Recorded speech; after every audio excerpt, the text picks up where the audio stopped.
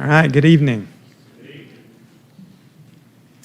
We're looking at book of Proverbs on Sunday nights, seeking out wisdom for life. We are dealing with a book that gives reliable guidance in matters of ordinary life. And so tonight we're going to talk about laziness or the folly of sloth.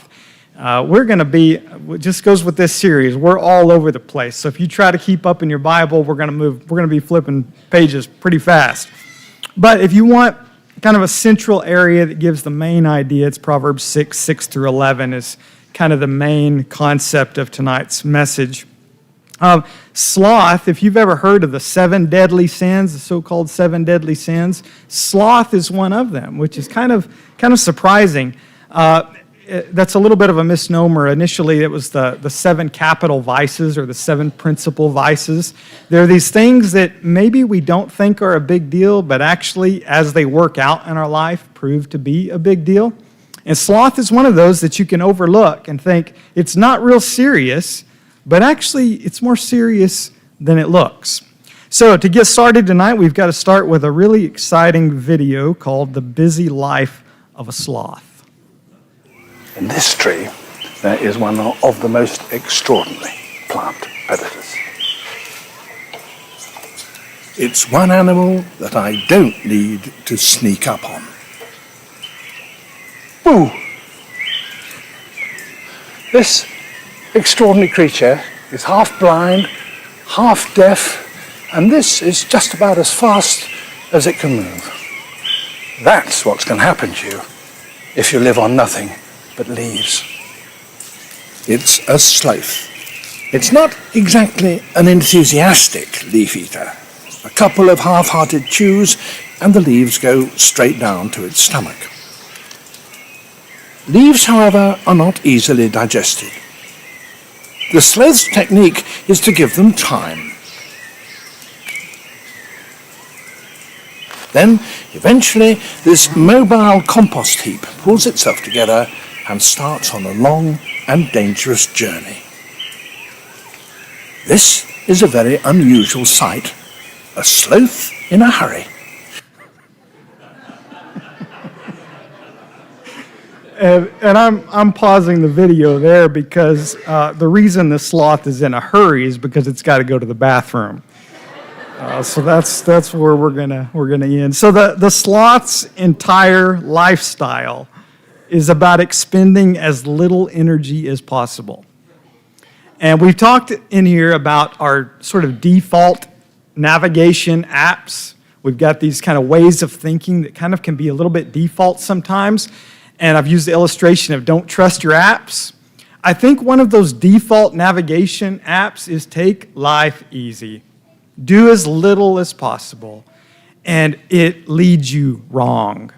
Don't trust that voice that says, put as little energy into it as possible because it is not the way of wisdom. All right, we're going to get into this tonight. We got to talk about the sluggard. The sluggard is a major character in Proverbs. Quite a few mentions, sometimes translated lazy bones, sometimes the slacker. Okay, I think we get that. We all know someone who is a slacker. Maybe we are that someone. I don't want to think tonight about who's the slacker that you know. I want to kind of examine maybe where we are slacking. Where is it that we are the sluggard? And then we're going to look at the counterpart to the sluggard as well. First, we're going to look at 4 things we see in the book of Proverbs that is characteristic of the sluggard. Number 1, the sluggard will not begin things. Just won't get started. Proverbs 6, 9 through 11. This is the father speaking. How long will you lie there, O sluggard? When will you arise from your sleep? Okay, what we have there is a teenager. I'm kidding, guys. I remember being a teenager and finding it awfully hard to get up. So you've got this picture of a father saying, get out of bed, and the son won't get up. The son's thinking is this: a little sleep, a little slumber. Okay, and listen to the wisdom of this proverb. A little sleep, a little slumber, a little folding of the hands to rest, and poverty will come upon you like a robber, and want like an armed man. So it's a picture of one who is lethargic, who is sluggish, who is disengaged, who looks at life and says, just a little more sleep, just a little more rest. Let's hit that snooze button, 10 more minutes. One commentator called it delicious drowsiness. You know, you're drowsy, you just say, yeah, sleep sounds really good. There's another word, though, it would be procrastination. It's not always drowsiness. It's just, yeah, I don't think I'm going to do that right now. And you just put it off. Just don't start. That's the mentality of the sluggard. And the warning is poverty pounces with the suddenness of a robber. It doesn't announce itself. You think, oh, I've got all the time in the world, and you don't start, and poverty, ruin pounces on you. So that's the warning there of slothfulness. This is humorous, Proverbs 26:14. As the door turns on its hinges, so does a sluggard on his bed. Okay, you got that picture of one that just rolls over and rolls over again and rolls over again like a door on its hinge, never gets out of bed. But think deeper. Think about the person who gets stuck in those patterns of living that avoid doing what needs doing. You're just stuck in a pattern. And there's constantly things that need done that you never do. You just never get going. There's an author named Alan Noble. He's got a book called On Getting Out of Bed. And he's got a couple of insightful things that I'll share tonight. This is the first one. The choice to get out of bed isn't made once per day, but continually as we do the next thing. At any moment, we may slip back into lethargy, into despair and hopelessness. If we allow ourselves to consider all our obligations, all our responsibilities, all the ways we must perform and improve ourselves, we will become frozen in place. So there's a way of thinking where it just seems like there's just too much. I think I'll just roll over. I don't think I'll engage. And it's actually slothfulness to do that. And so it's not just getting out of bed in the morning, but it's all throughout your life saying, I'm not going to be one that just rolls over and doesn't do it and doesn't start. When there's things that need doing, I'm going to take the next step. There's wisdom in taking the next step. The sluggard, secondly, will not finish things, will not begin things, will not finish things. Proverbs 19:24. The sluggard buries his hand in the dish and will not even bring it back to his mouth. Okay, again, it's a humorous characterization of laziness. I'm going to put my hand in the dish, I'm going to dip my chip in the salsa, but I'm never going to get it to my mouth. That would never happen, right? Wouldn't happen, okay? It's exaggerated humor. Think about the sloth. Okay, the sloth has this choice: eat more or do less. And the sloth chooses do less. Okay, that's the thinking here is I can either eat or I can move, and I don't want to move. So you start and then don't finish. So we would never think about putting our hand in the dish and just leaving it there. We're gonna finish. Okay? We're gonna finish taking the bite. But where might we do that in life? Think about a lack of resolve.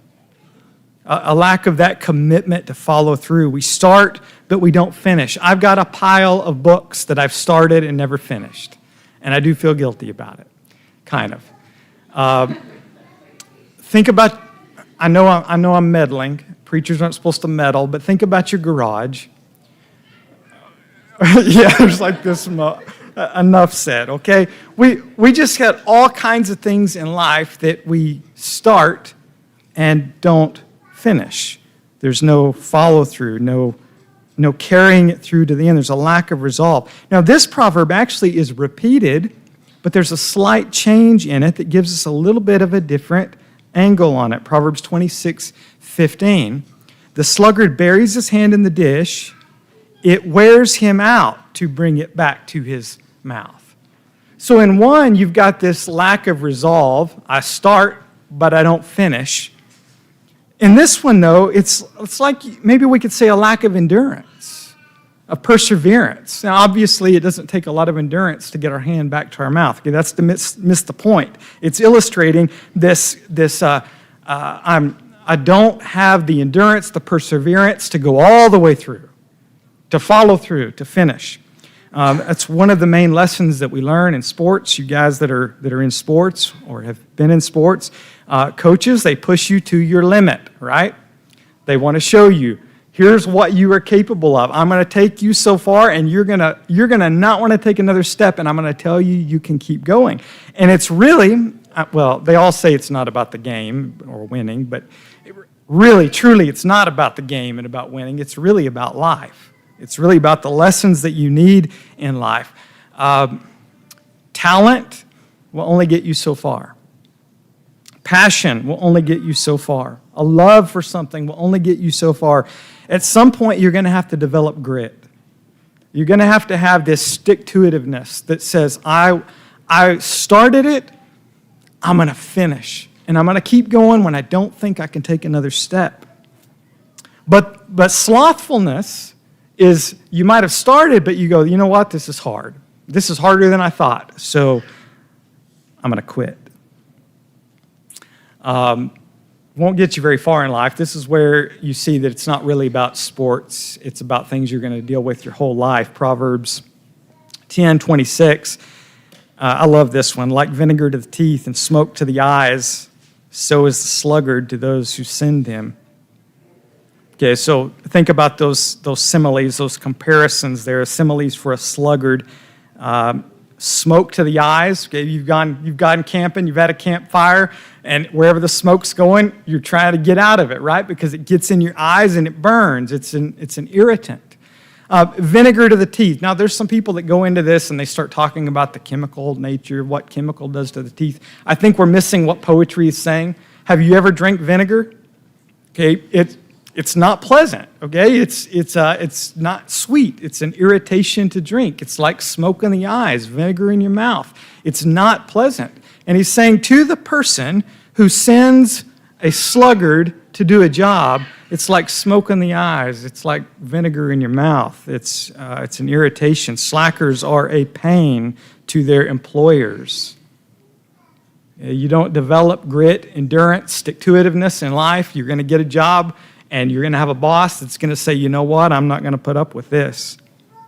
You've got a lack of initiative. You don't follow through. You're slow. You always make excuses. I'm going to hire somebody else. So there's this wisdom that develops the follow-through. I'm going to stick to it. I'm going to go all the way through. I'm going to finish even when it's hard. Proverbs 18:9.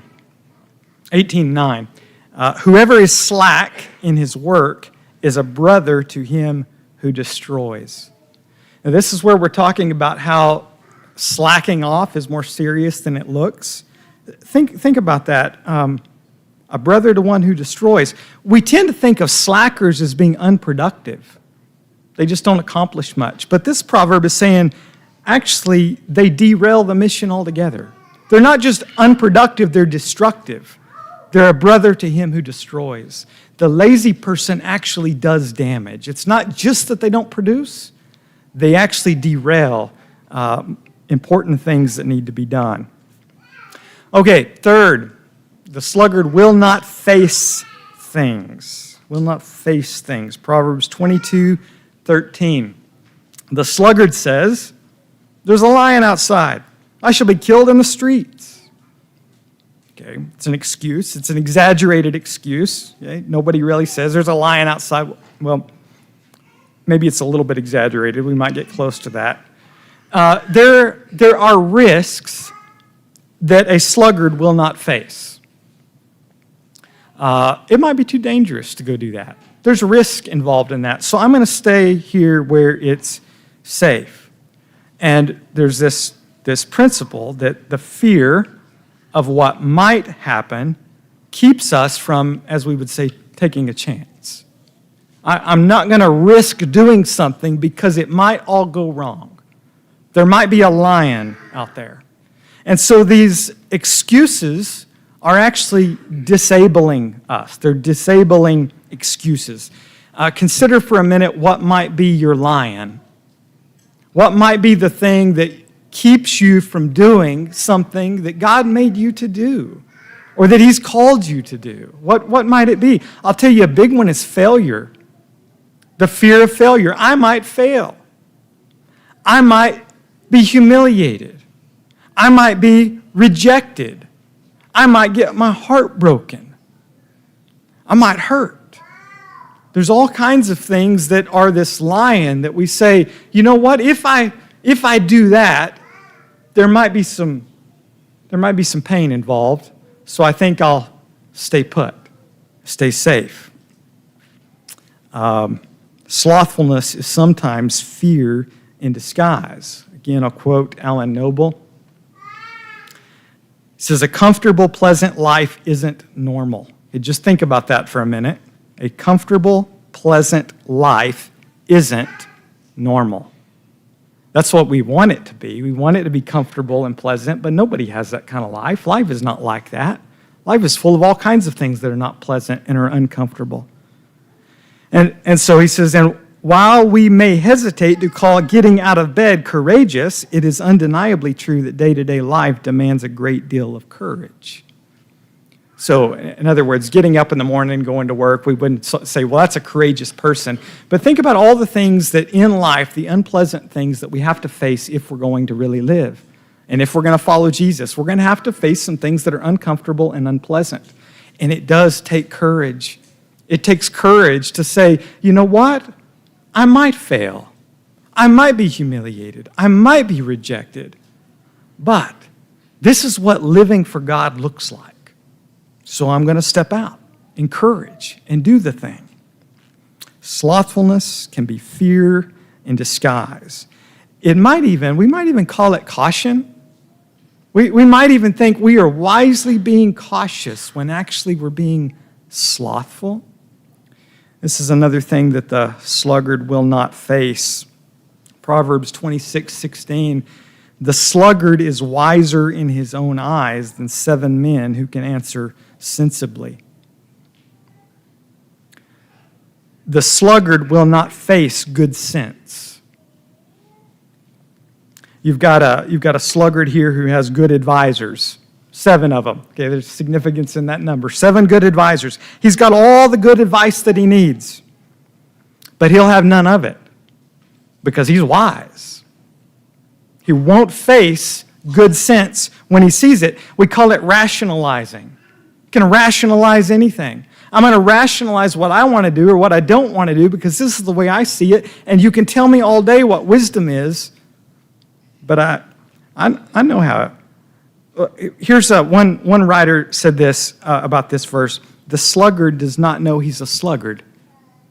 See, that's why we have to think about it. Because we might say, I know a slacker, but the slacker might be me. It might be that I'm living my life in a kind of wisdom that's actually rejecting the wisdom that should call out my sluggardliness. So a sluggard who doesn't know he's a sluggard might think this way: I'm not a shirker, I'm a realist. I'm not slacking, I'm smart. I'm not lazy, I'm cautious. We rationalize, we call it something else, even call it wisdom, when actually it's a refusal to do, an unwillingness to do, a fear to do what we should. Sluggard will not face things. 4th, sluggard will not have things. When we're in Proverbs and we talk about things, I know things kind of it's like a bad word. You don't want to have things. In Proverbs, things, wealth, it's a blessing. It's when you live a wise life, it results in productivity. It's a good thing, okay? This is not materialism, having too much. It's the things you need in life. And a sluggard will not have things. Proverbs 24, the sluggard does not plow in the autumn. He will seek at harvest and have nothing. The sluggard won't have a harvest because he didn't work when it was time. Paul talks about this in 2 Thessalonians 3. He said, if anyone is not willing to work, let him not eat. If you don't do the work when it's time to work, It doesn't pay off in the end. Proverbs 19:15, slothfulness casts into a deep sleep, and an idle person will suffer hunger. This sloth-like behavior will put you in a coma. It's a way of saying those habits of avoiding what needs done, procrastinating, whatever way it might be that you have a habit of slothfulness, it becomes your character. Your practice becomes a habit. Your habit forms your character, and the consequence of that is ruin. In Proverbs 21:25, the desire of the sluggard kills him, for his hands refuse to labor. He hits snooze, he procrastinates, he makes excuses, he rationalizes, and in the end, his desire to sleep more, to be safe, whatever it is that he wants instead, is deadly. It's more dangerous than we think. It's more destructive than we think. So now we got to think about the counterpart. The counterpart to the sluggard is the diligent person. I don't have a video for this one, but if you think about that barely moving sloth as the mascot for the sluggard, the mascot for the diligent person would be the hardworking ant. So, 4 things about the diligent. The diligent will not wait to be told. Proverbs 6:6-8. Go to the ant, O sluggard, consider her ways and be wise. Without having any chief, officer, or ruler, she prepares her bread in summer and gathers her food in harvest. A lot to think about there. You're saying, okay, you sluggard, I want you to look at the ant and take a lesson. And you're going to see here the inner motivation of a diligent person. They are self-starters. They look for something to do. They look for work. They don't wait to be told. They see a job that needs done and they do it. They do it without anybody ordering them. They do it without being told. Let me tell you, an employer gets a person who looks for hard work. They look for work and they find something to do. They work without being told. You're gonna advance in that place. That's a diligent person. A diligent person is not adverse to hard work. You think about the ant. What the writer says here, she prepares her bread in summer, gathers her food in harvest. When it's time to do hard work, she does it, even if it's hot. And if you're wondering why the ant is a she, it's because the word ant is feminine in Hebrew, okay? So we're not talking about him and her. Just, I don't want to offend any women. This is a writer named Ray Ortland. He imagines this about an ant. He says, imagine you're at a 4th of July picnic. You're relaxing. But the ants are carrying off the sugar 1 grain at a time, and they will be back for the Fritos. He said, I do not know if ants sweat, but if they do not care.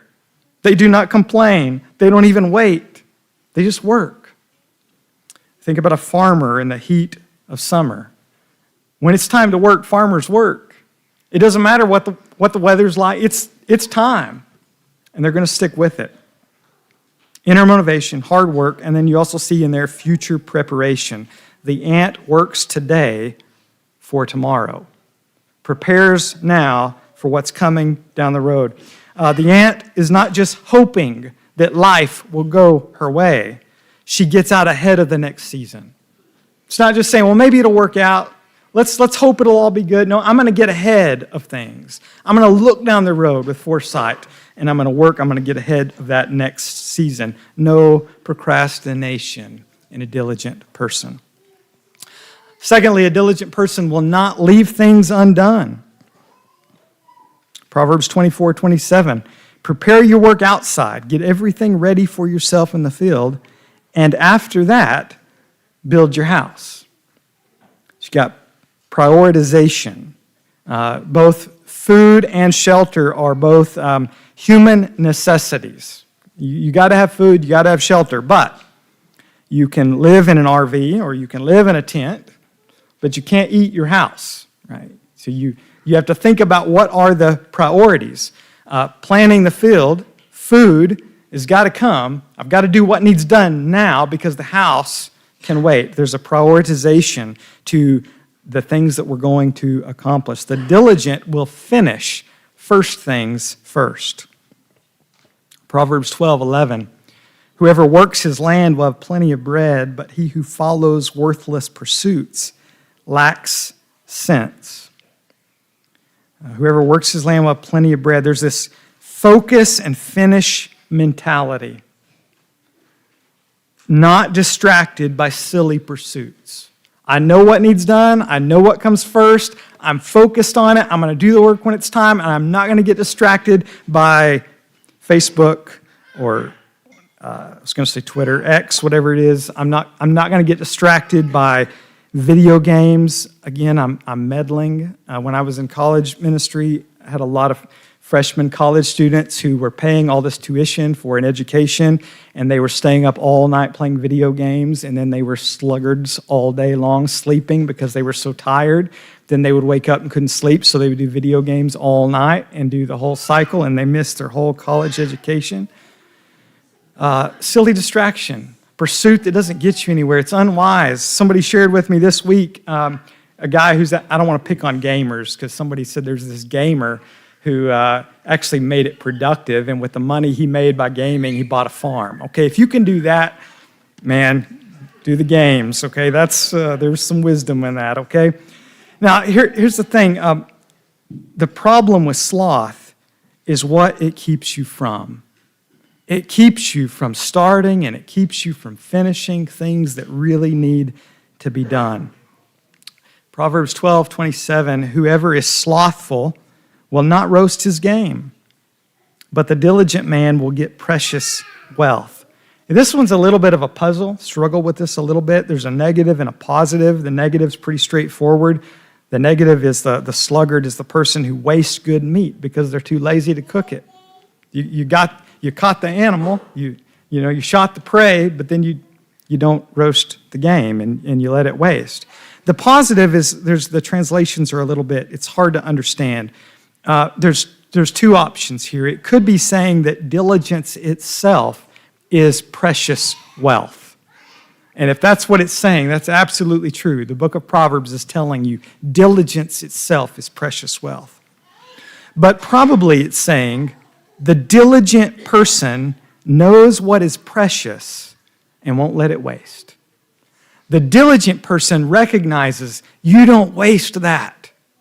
You don't miss that. You don't let this get by. You got to think deeper than food, deeper than game. What are the precious things that sometimes we fail to enjoy because we're distracted by silly pursuits, or we just want to enjoy something for a moment and we miss something? I don't often quote country music, but I'm going to tonight. Cody Johnson, this song, Till You Can't. First verse in it. You can tell your old man, you'll do some largemouth fishing another time. You just got too much on your plate to bait and cast a line. You can always put a rain check in his hand till you can't. So there's some things that are so precious, and the wise person says, I'm not going to let that get me by. That's a priority. And I love this because actually a person can be very busy and actually be slothful because you're busy in the wrong things and you're wasting the things that are precious. The problem with sloth is what it keeps you from. So the diligent will not leave the largemouth fishing with Dad for another time. Number 3, the diligent will not fear the time to come. I think one of the best examples of a diligent person in the book of Proverbs is the Proverbs 31 woman. We're not going to read all of that, but just look at a little bit of it. Proverbs 31:21.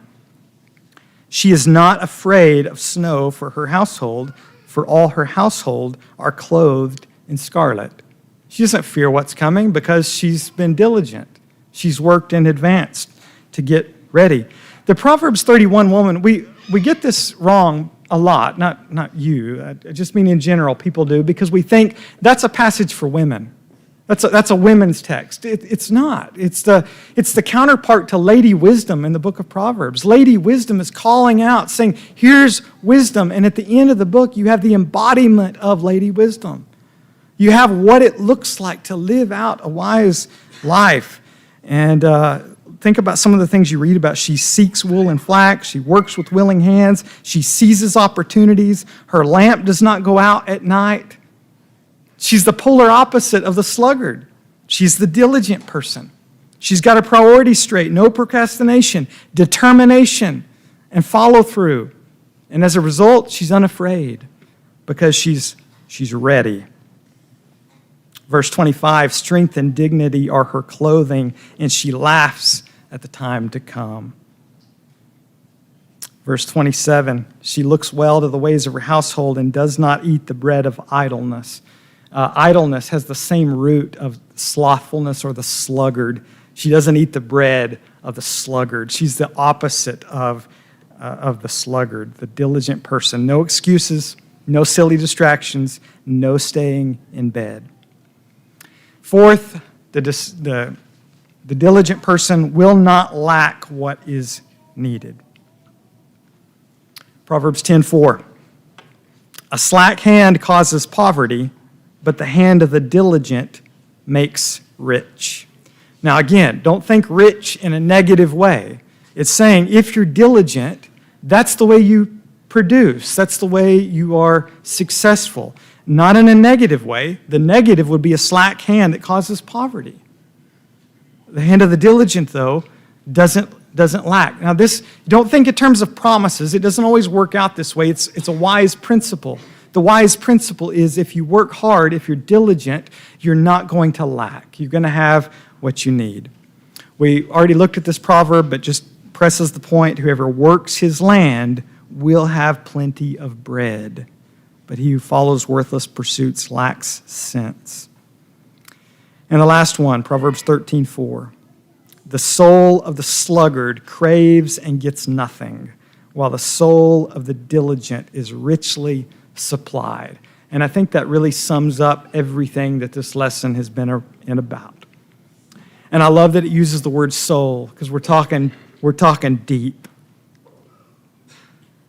The soul of the slaver, the soul of the sluggard craves and gets nothing. The soul of the diligent richly supplied. Life is full. Needs are met. Now, I think we need to point out here, again, that Proverbs are dealing with principles, not promises. The promise of the gospel is one of grace, that satisfaction in life itself, our inheritance is a gift of grace. You don't earn it. You don't get your inheritance by being a diligent person. You get it by grace. But if we're going to live wisely in life, we need to take to heart the wisdom that says work hard. If you're going to follow Jesus, you're going to be a person of endurance and perseverance, not procrastinating the most important things, especially those things that are spiritual, that are lasting. And I think you're going to find that life will be full. You may not have everything you ever dreamed of, but life will be full if you don't just keep rolling over in the bed. If you're a diligent person. I'll give you a closing example. This picture was taken this past Tuesday, 27th, in the Panhandle while those fires are raging. This was taken by a woman named Raina Barefoot. You've heard me quote Chad Bird in here before. This is Chad Bird's sister, and this is her father-in-law and mother-in-law. And they're out on the ranch, and this fire's coming. They've got to let the cows out, and they stop and took this picture. I got to read to you what she wrote. She said, "Wow, would you look at that? One, 91, the other, 92, just out doing what they've done for the past almost 73 years, working the land, striving to do right, helping the family, and now together on this dreadful night, while using their canes, mind you, trying to open a barbed wire gate as an escape for their beloved livelihood." Isn't that great? And she called it grit. I love that. Now, you know what? I don't know what happened to their cows. I don't know what happened to their land, but I tell you what, those two people have something that a fire can't take. And that's what this is saying. You apply yourself as a diligent person in life, and you're going to have something deep in your soul, something that is it's the very essence of what it means to be a human person. Well, I pray some encouragement in that. If we can help you in any way tonight, or if you need to put your faith in Christ and be baptized, we'd love to help you, invite you to the front while we stand and sing.